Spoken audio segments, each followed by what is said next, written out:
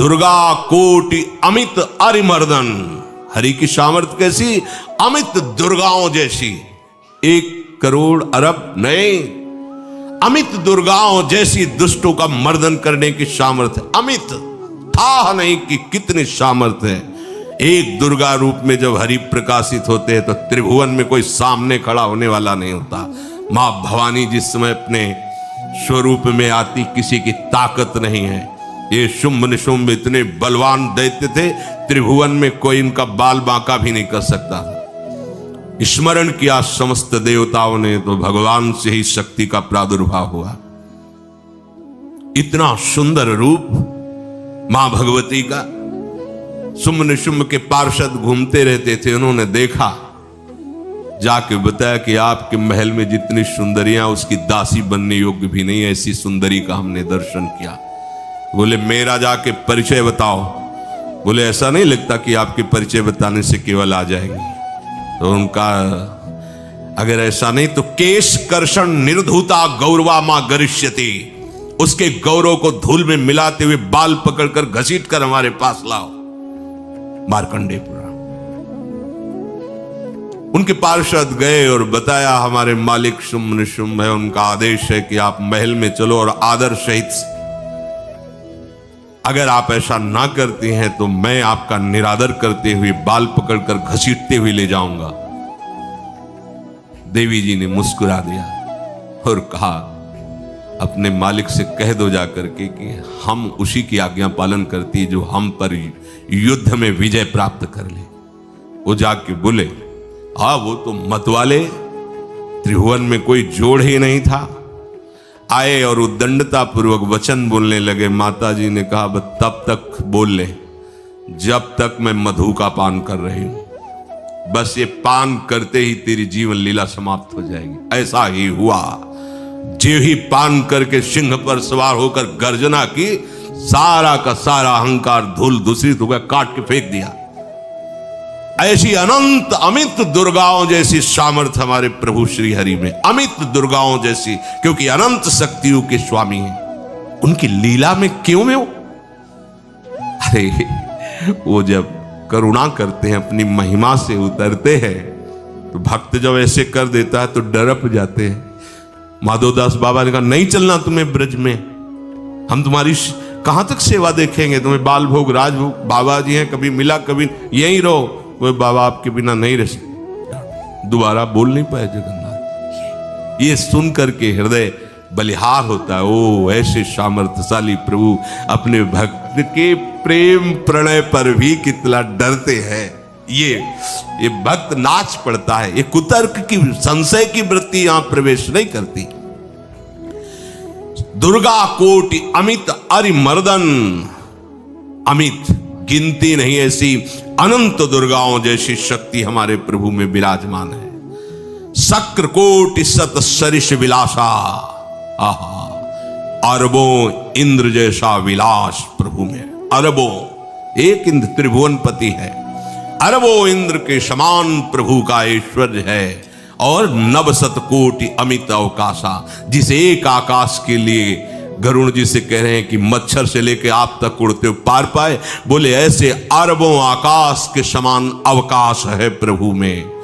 मां भवानी दुर्गा अपना भयानक रूप धारण करके महिषासुर आदि दैत्यों का मर्दन करती है। प्रभु है उस रूप में, दूसरा नहीं है। उनकी सामर्थ्य कितनी है? अरबों अरबों पवन के समान महान बल है। अगर त्रिभुवन में कोई बल है तो पवन में बल है, वायु बल। बड़े बलवान देवता, बल में इनके समान कोई नहीं। इन्हीं के अंश से प्रकट होते पवन पुत्र हनुमान, और इन्हीं के अंश से प्रकट होते पवन पुत्र भीम। बेजोड़ बलशाली महात्मा दोनों, महात्मा बेजोड़ बलशाली, ऐसे महान बली हनुमान जी। और भीम का क्या कहला है? जब ये देव पुष्प उड़ करके आया और द्रौपदी जी को दिया गया, तो द्रौपदी जी ने कहा इसका जोड़ होना चाहिए, इस पुष्प का। सबसे कहा पर किसी ने नहीं सुना।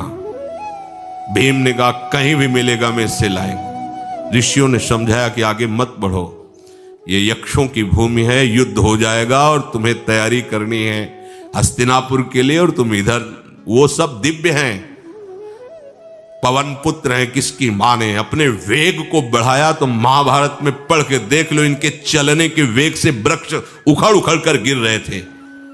ऐसे जब चल रहे थे तो चलने के वेग से वृक्ष उखड़ जाते थे भीम के। तो हनुमान जी ने सोचा किसी के समझाए तो समझेंगे नहीं, तो आगे पवन पुत्र ही बैठ गए, बूढ़े बानर का वेश लेकर, लंबी पूंछे से। मार्ग में मर्यादा है, किसी पशु को भी नहीं लांघना चाहिए।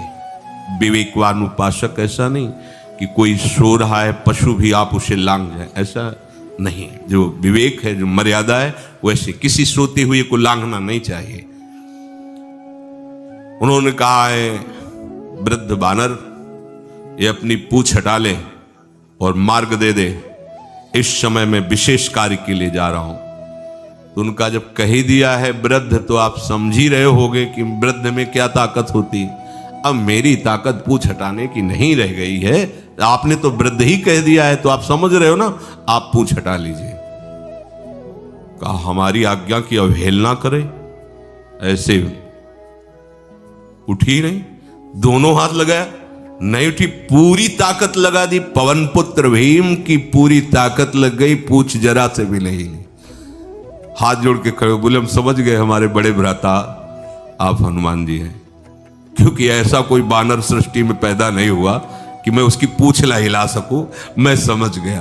तो मुस्कुराए और बैठ के बोले हमारी आज्ञा मानो, इस मार्ग में मत जाओ, ये देव मार्ग है, ऐसे ऐसे सिद्ध हैं कि आपका अपराध बन जाएगा, आप शाप से युक्त हो जाएंगे, इसलिए मैं आपको मना। बोले प्रभु जब आप कृपा करके आए हो तो हमें वो रूप दिखा दो जो लंका में आपने रूप दिखाया। बोले मत उस बात की चर्चा करो, रहने दो। बोले प्रभु एक बार देखना चाहता हूं कि मेरा बड़ा भाई कितना बलवान है। हनुमान जी ने कहा फिर देख लो। स्वर्णिम कांति, वो भयानक उनका रुद्र रूप, कांप गए, भीम कांप गए। वायु में अगर बल में देखा जाए तो सबसे ज्यादा वायु बलवान है। भगवान कैसे है? मरुत कोटि सत विपुल बल, अरबों वायु जैसी महान ताकत हमारे प्रभु में है, संशय नहीं। वो अगर छोटी सी कार्य के लिए सहयोग लेते हैं, ए उठवा दो, ऐसा कर, भक्तों के साथ वो विनोद करते, लीला करते हैं, नहीं उनमें बल कितना है। ऐसे पवन पुत्र हनुमान जिनके चरणों को ऐसे गोद में लिए रहते हैं। एक उपनिषद में चरित्र आता है कि असुरों पर विजय प्राप्त करने के कारण देवताओं को गर्व हो गया और सभा में नृत्य गान चल रहा था। भगवान जब किसी पे गर्व करते हुए देखते हैं तो उनको अच्छा नहीं लगता। फिर सृष्टि के विधान के प्रधान अधिकारी जब देवतागण और देवराज इंद्र और उन्मत्तता, विजयश्री में उन्मत्तता आ जाती है, तो भगवान ने एक यक्ष का रूप धारण किया और सभा के प्रधान द्वार पर दिखाई दिए। देवराज इंद्र ने कहा कि पता लगाओ ये कौन है, बिना आज्ञा के, बिना सूचना के कैसे आ गया है, क्योंकि त्रिभुवन पति है ना वो। अग्नि देवता ने कहा मैं जाता हूं, पता लगा के आता हूं, क्योंकि किसी बलवान का परिचय पूछने के लिए निर्बल को नहीं भेजा जाता। अग्निदेव गए और कहा आप अपना परिचय दीजिए, कौन हो और यहां कैसे आए हो। तो उनका परिचय लेने के पहले हम आपका परिचय जानना चाहते हैं, आप कौन हो। तो उन्होंने कहा कि मैं अग्निदेव हूं, सामर्थ्य आपकी, त्रिभुवन को उपले की तरह भस्म कर सकता हूं। मैं समस्त प्राणियों के उदर में बैठकर अन्न और जल का पचाकर जीवन दान देता हूं, जीवन पोषण करता हूं। अच्छा, एक दिन का फेंका, हम तुम्हारी बात तभी प्रमाणित, ये उपनिषद की बात, हम तुम्हारी बात तभी प्रमाणित मानेंगे जब तुम इस तिनके को जला दोगे। कोई अग्नि देवता से तिनका जलाने की बात कहे, सहज में दृष्टि डाली, कुछ नहीं हुआ, पूरा पावर लगा दिया। यक्ष जी ने मुस्कुरा कर कहा तुम तो कहते थे पूरे त्रिभुवन को उपले की तरह जला दूंगा, अब ग्रीवा झुकाई पहुंचे। देवराज इंद्र ने कहा कौन है? बोले असमर्थ रहा उनका परिचय जानने में। वायु देवता, आप अपना परिचय बताइए। आप अपना परिचय जो आए हो तो हमें पहले बताओ, तब हम अपना परिचय दें। उनका मैं महान देव वायु हूं, बल आपका, संपूर्ण जीवों का जीवन हूं। अगर मैं रुक जाऊं तो एक भी क्षण सृष्टि टिक नहीं सकती, क्योंकि सब वायु से जीवित है। और मैं पूरे ब्रह्मांडों को तिनके किसे उड़ा सकता हूं। ये तिनका है, उड़ाओ। पूरी ताकत लगा दी वायु देवता ने, तिनका नहीं उड़ा। ग्रीवा झुकाई, वापस चले गए। अब देवराज इंद्र उठे, जे भी नजदीक पहुंचे यक्ष अंतर्धान हो गए और देखा साक्षात ब्रह्म विद्या दूर से मूर्तिमान ब्रह्म, और डांट लगाई कि तुम उनसे संभाषण करने योग्य भी नहीं हो, क्योंकि तुम सबसे बड़े सिंहासन पर बैठे हो और अहंकार करते हो।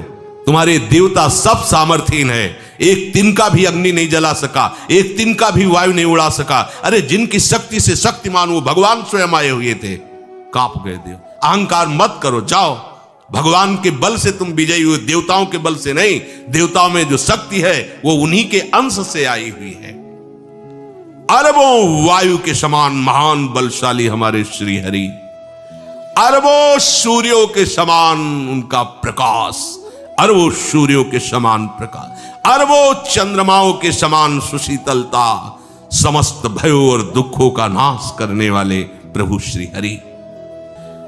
अरबों कालों की सामर्थ्य, अरब नहीं अरबों कालों की सामर्थ्य भगवान, एक काल अनंत ब्रह्मांडों में तांडव मचाए रखा है।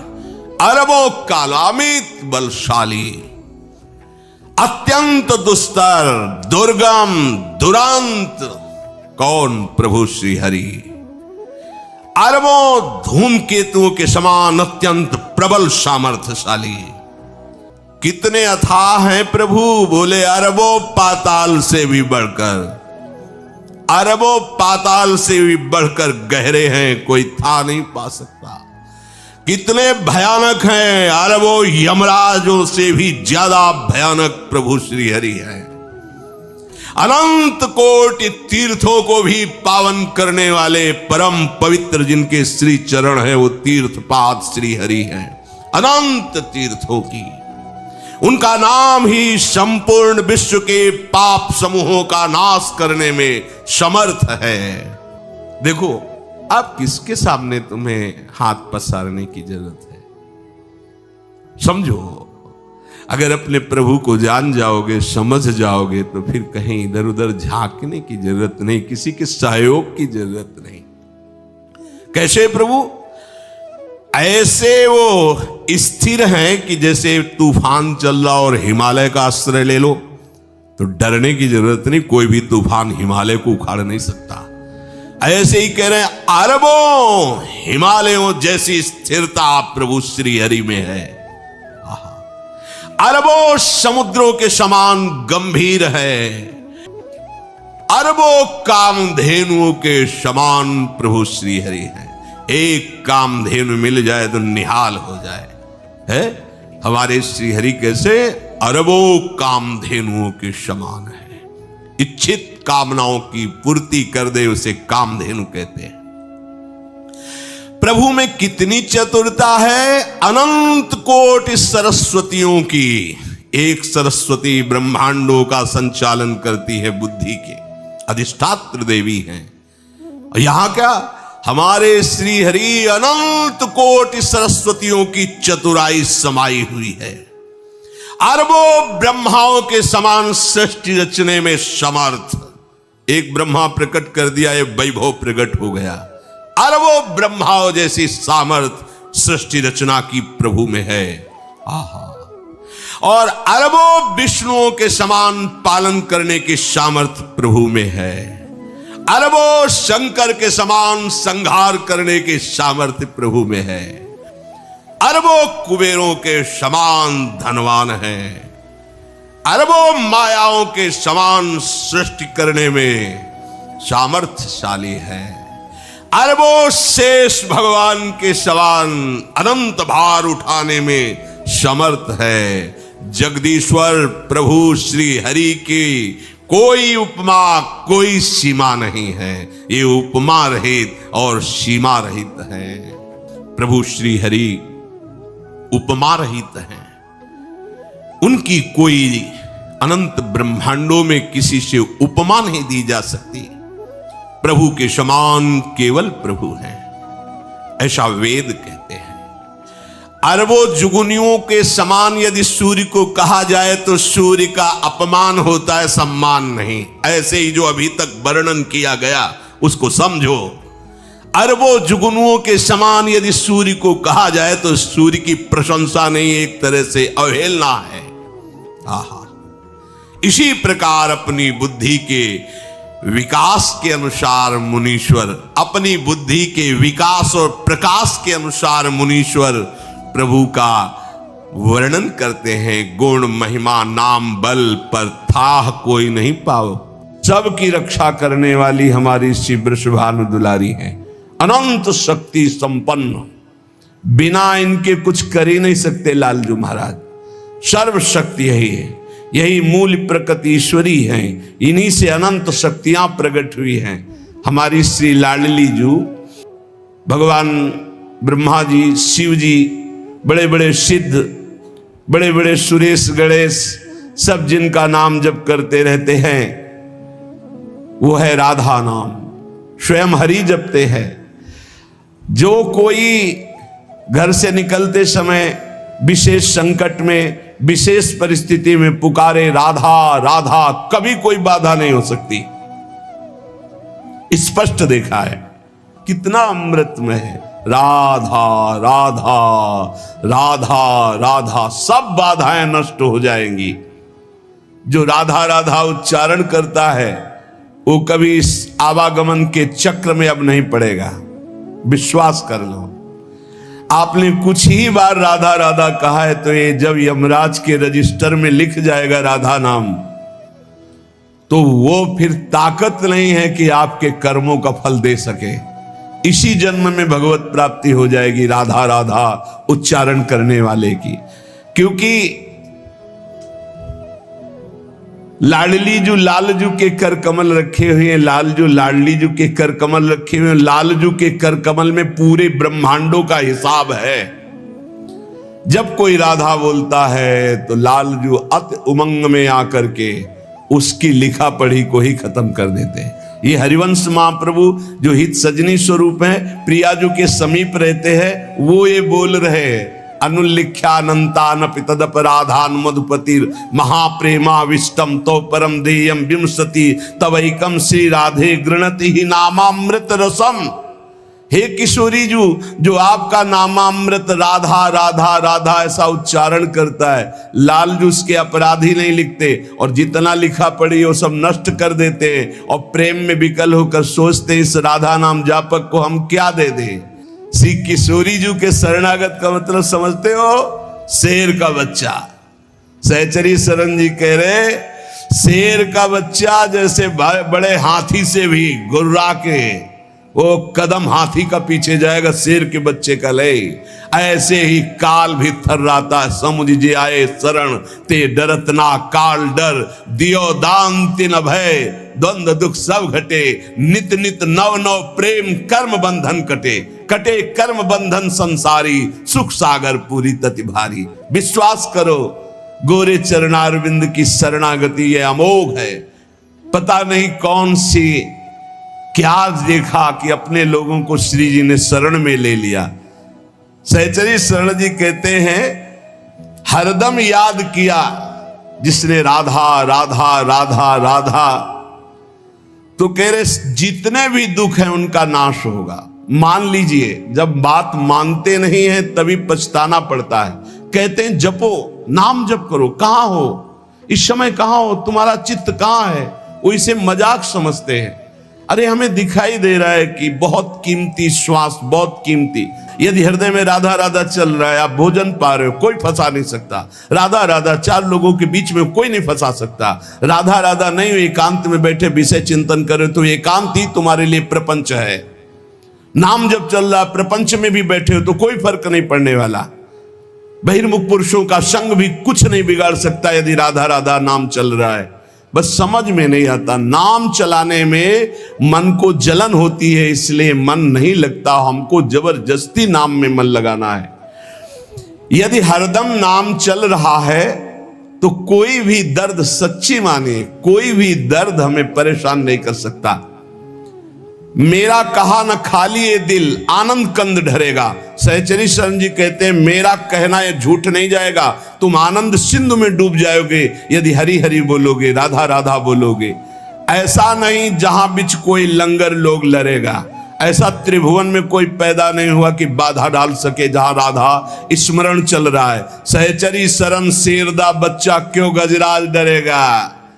गजराज से नहीं डरेगा, शेर का बच्चा है। शेर का बच्चा दहाड़ दे तो कदम गजराज भी पीछे ही डालता है।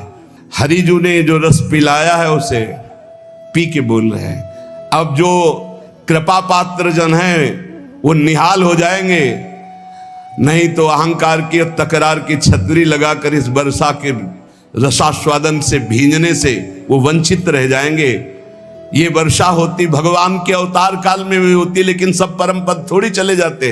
जब भगवान का अवतार होता तो सब परम पद नहीं जाते, नहीं नहीं, कोई विशेष ही कृपा पात्र उस समय उनको भगवान देख पाता है।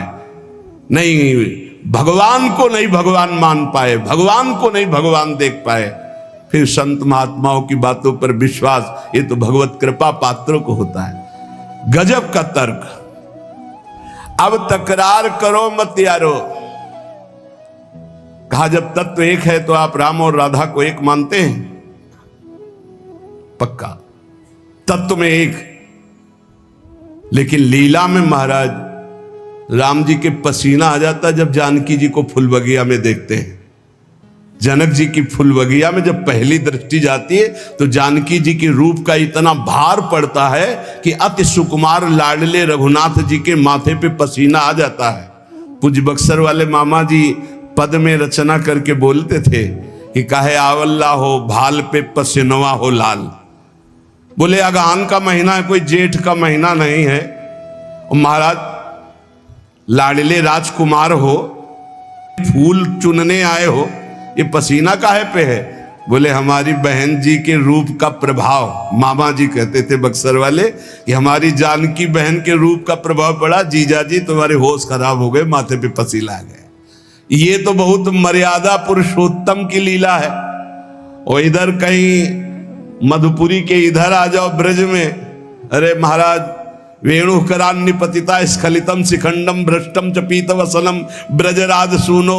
बोले ऐसा कैसे हो गया? बोले यस्या कटाक्ष सर्पात विमूर्छित ताम राधिकाम परिचरामि कदारसेन। हम का तत्व में तो एक ही हैं, पर जब लीला में उतरेंगे महाराज तो हमारे यहाँ महावर रचना लालजू महाराज करते हैं। हमारे यहाँ चापत चरण मोहन लाल कुंवर राधे पलंग पौड़। राधा तत्व को जानना बहुत बहुत, जब हरिजू कृपा करे तब राधा नाम में प्रीति हो, जब राधा जू कृपा करे तब तत्व का परिचय सोई जाने जे देव जनाई। जिसे किशोरी जो परिचय देना चाहती है उसे अपनी सहचरी का सानिध्य प्रदान कर देती है। तो श्री सहचरी शरण जी महाराज कह रहे अब तकरार करो मत यारो, लगी लगन चित चंगी, चंगी लगन लगी है, तुम्हारे तकरार से कोई फर्क नहीं पड़ने वाला। जीवन प्राण जुगल जोरी के जगत जाहिरांगी। जगत जानता है कि सहचरी शरण प्रियालाल की आसक्ति से युक्त है। मतलब नहीं फरिश्तों से, हम इश्क दिला दे संगी, हमने अपना दिल दे दिया, प्यार कर बैठे। किससे? बोले श्यामा श्याम से। सहचरी शरण रसिक सुल्तान मेहरबान रसरंगी। रसिकों के सिरताज रसरंगी श्री प्रियालाल मेहरबान हैं, तो अब किसी के तकरार की जरूरत नहीं। कुंज बिहारी लाल मजे जन कीजिए।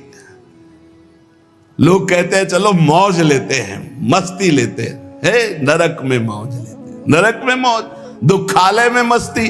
अरे मस्ती ले ली, मौज ले ली तो आओ कुंज बिहारी लाल की शरण में, जहां काल की भी दाल नहीं गलती। अखंड मस्ती, अनंत काल तक के लिए उन्माद अवस्था भरा प्रेम निरंतर उनका सानिध्य। भवभय भंजन भीर सुदारू दीजिए। दारू जानते हो किसे? मादक वस्तु को कहते हैं, आसों को कहते हैं।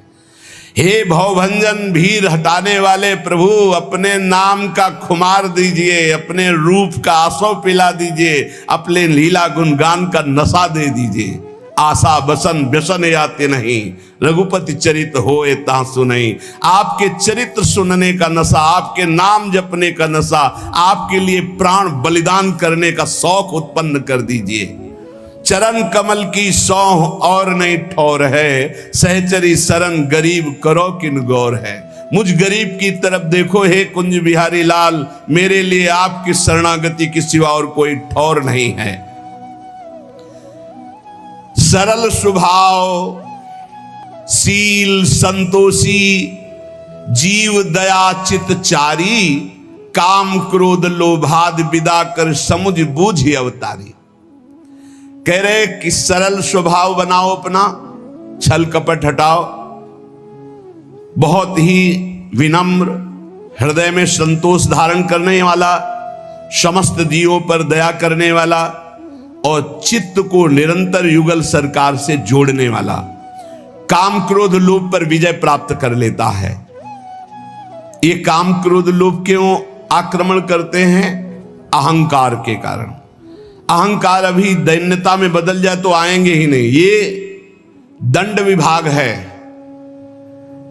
जब हम अहंकार करते तभी काम को, नारद जी ने अहंकार किया, काम ने परास्त कर दिया।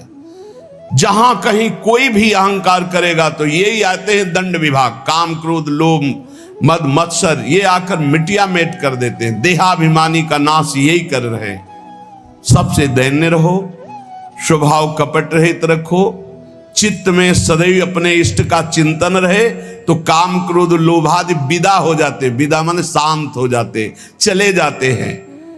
ज्ञान भक्ति वैराग्य विमलता दसधा पर अनुसारी, सहचर शरण राख उर सदगुण जिम सुबास फुलवारी। ज्ञान भक्ति वैराग्य विमल, विमल वैराग्य, दंभ पाखंड रहित, नाटक नहीं वैराग्य का। राग रहित होना ही वैराग्य, ऊपर से कपड़ा उतार देना वैराग्य नहीं। कपड़ा उतार कर वैराग्य का नाटक किया जा सकता है, नाना प्रकार के वैराग्य के नाटक किए जा सकते हैं, लेकिन वैराग्य का मतलब है शरीर और शरीर के संबंधी भोग, नाना प्रकार के विषय व्यसन, शरीर संबंधी रिश्ते नाते, इनसे राग रहित हो जाना। कपड़ा चाहे पैंट शर्ट पहने हो, कोई फर्क नहीं पड़ता। आप सच्चे वैरागी माने जाओगे यदि देह राग रहित हो, भोग राग रहित हो, देह संबंधियों के राग से रहित हो, तो आप वैरागी हो। और आप लंगोटी भी नहीं पहने और आपके अंदर शरीर का राग है, भोगों का राग है, मान की चाह, तो आप वैरागी नहीं हैं। तो विमल वैराग्य जो भगवत प्रेम में प्रतिष्ठित कर दे, वही विमल वैराग्य। दसधा पर अनुसारी, नवधा है आत्मसमर्पण तक। श्रवणम कीर्तनम स्मरणम विष्णुर पाद सेवनम अर्चनम वंदनम दास्यम सख्यात्म निवेदनम, ये नव। और फिर पाई रस भक्ति गूढ़ जुग जुग जग दुर्लभ भव इंद्रादि विधिम, ये दसधा है। रस भक्ति दसधा। सहचरी शरण जी कह रहे हैं ज्ञान भक्ति और विमल वैराग्य के द्वारा दसधा अर्थात प्रेम लक्षणा भक्ति प्राप्त करे, तो उसके हृदय में जो फुलवारी प्रकट होती है, उसी में प्रियालाल प्रकट होकर के खेलते हैं। जो सद्गुणों की फुलवारी, जो भाव की फुलवारी। धैर्यवान होना चाहिए, किसी भी दुख में विचलित नहीं होना चाहिए, और अपना धर्म जो है उसे समझना चाहिए। किसी के भी प्रलोभन में आके धर्म नहीं त्यागना चाहिए।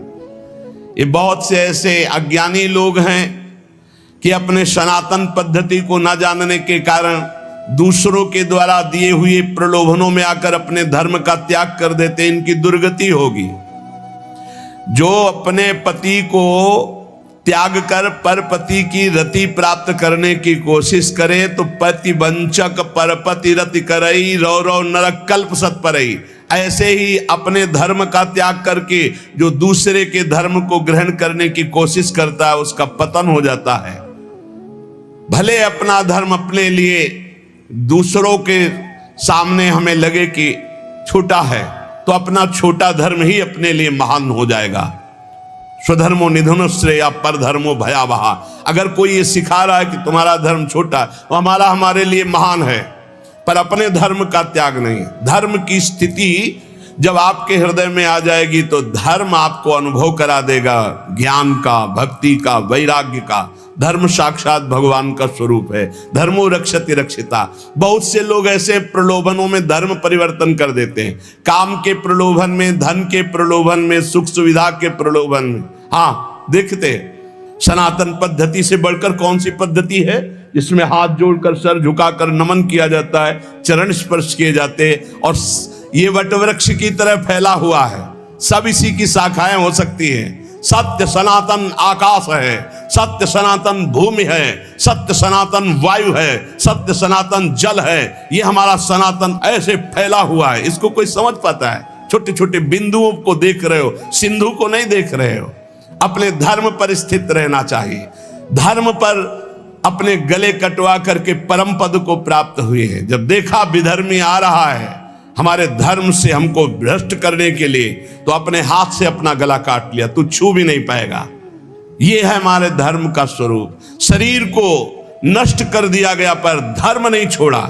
हाँ, जरा सा लोभ के लिए धर्म का त्याग कर रहे हो, काम के लोभ के लिए, काम के लोभ के लिए धर्म परिवर्तन, धन के लोभ के लिए धर्म परिवर्तन कर रहे हैं। थोड़ी सी भोग सामग्री दे दी, धर्म परिवर्तन कर रहे हैं। धिक्कार है तुम्हारे जीवन को, तुम्हारी बुद्धि को, जो धर्म के लिए प्राण त्यागना नहीं आया। सनातन धर्म को समझ, सब धर्म इसी की छाया में है। आप क्या समझते हो? सनातन कोई और, सनातन ब्रह्म है, सनातन हरि है, सनातन परमात्मा है, सनातन आकाश की तरह फैला हुआ है, सनातन के नीचे ही सब है। बीच में जैसे एक बहुत बड़ा घर है और उसके 10 लड़के हैं, और 10 लड़के अपने अपने कमरे दे दिए गए। अब वो अपने अपने कमरों में अपना अपना, लेकिन घर का मालिक तो एक ही है। बेटे थे तुम उसी के हो, आंगन में आके खड़े हो तो सब एक ही के हैं।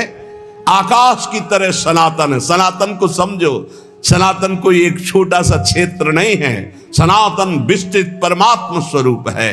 तो जो धैर्यवान है, जो धर्म में अपने मर मिटना जानता है, वही क्षमावान भगवान को प्राप्त होता है। धर्म की कसौटी होती, धर्म की परीक्षा होती है। ये आज ऐसा कैसे कैसे विचार फैल रहे हैं, थोड़े से प्रलोभन में अपने सत्य सनातन का त्याग करके तुम किस सुख को प्राप्त कर लो। 4 दिन का शरीर है, मिट्टी में मिल जाओगे, कुछ नहीं हाथ लगना।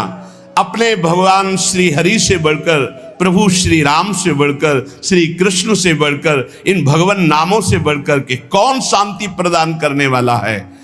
अगर कोई है तो उन्हीं के दास हैं। वो ईश्वर सबको शांति दे, वो ईश्वर इनको क्षमा करे। कौन? वो कौन? वो सनातन, वो सत्य, वो परमात्मा, वो ईश्वर। उसके दास हो सकते हैं लाखों, लेकिन वो एक है, अनेक रूपों में वो सबको संभाल रहा है। आप अपने धर्म को समझने की कोशिश करें, धैर्य पूर्वक अपने धर्म में प्राण त्यागने की इच्छा रखें। ये सनातन सत्य धर्म परमात्मा स्वरूप है। अगर हमें अपने धर्म में प्राण भी त्यागना पड़े तो संत प्रशंसते ही, सदैव संत उसकी प्रशंसा करते हैं जो धर्म के लिए अपने प्राणों का त्याग कर देते। ये आज विषयी स्वभाव बन चुका है। चंद रुपए, चंद भोग सामग्री, धर्म परिवर्तन। बढ़िया पुरुष मिल गया, बढ़िया स्त्री मिल गई, धर्म परिवर्तन। कोई परिवर्तन की उसमें जो हानि है उसको समझ ही नहीं रहे हैं। भगवान ने कृपा करके हमको जहां प्रकट किया है वो हमें उस धर्म की रक्षा करते हुए चलना। ये कलिकाल ऐसा मलायतन, ऐसा बुद्धि को भ्रष्ट कर रहा है कि धर्म को समझना ही अब कठिन हो गया है। ये सब बातें पुरानी समझी जाती है। इसलिए बहुत सावधान। अपने धर्म में प्राण त्यागने पर भगवान की प्राप्ति होती है। यदि हम अपने धर्म में निष्ठावान हैं, देखो कैसे कैसे महापुरुष हुए। विधर्मी कह रहा है इस धर्म को स्वीकार कर, थूक दिया मुंह पे। है तू क्या समझता है? राम राम राम, सीधे चौराहे पे खड़े करके आरा चलाया जा रहा है, राम राम राम। भगवान को प्राप्त हो। ये मरना तो है ही, एक बार धर्म के लिए मर के देखते हैं, एक बार अपने इष्ट के लिए मर के देखते हैं। मरना तो है ही, सब मर रहे हैं, कीड़े मकुड़े की तरह मर रहे, कौन जान रहा है। आज उनकी गाथा गाई जाती है जो धर्म के लिए प्राण त्यागते हैं। धीरज धर्म, जो धैर्यवान है, धर्म को धारण करता है, उसके अंदर उत्तम विवेक जागृत होता है। वही विवेकी इस माया समुद्र से पार होता है, उसी को भगवत प्रेमी महात्माओं का सानिध्य मिलता है, और वही दैन्यता धारण करके भगवान के प्रेम रस को प्राप्त करता है। इसलिए सदैव अपने इष्ट के चिंतन में एक भी क्षण अपने इष्ट का विस्मरण न हो तो बुद्धि शुद्ध रहेगी, फिर धर्म को धारण कर लोगे। कैसे कैसे महापुरुष हुए हैं, धर्म के लिए कितना कष्ट सहा है। यहां जरा भी कष्ट नहीं है, पर अपने प्रलोभन प्रवृत्ति ऐसी बढ़ गई कि दूसरा कोई जरा सा भी हमारे अंदर सुख की वृत्ति उपजा दे तो हम छोड़ दें, अपने धर्म को छोड़ दें, अपने भगवान को छोड़ दें, अपने इष्ट मार्ग को छोड़ दें। बहुत सावधान, बहुत छोटा जीवन है। इस जीवन में केवल भगवत प्राप्ति करनी, भगवत प्राप्ति के लिए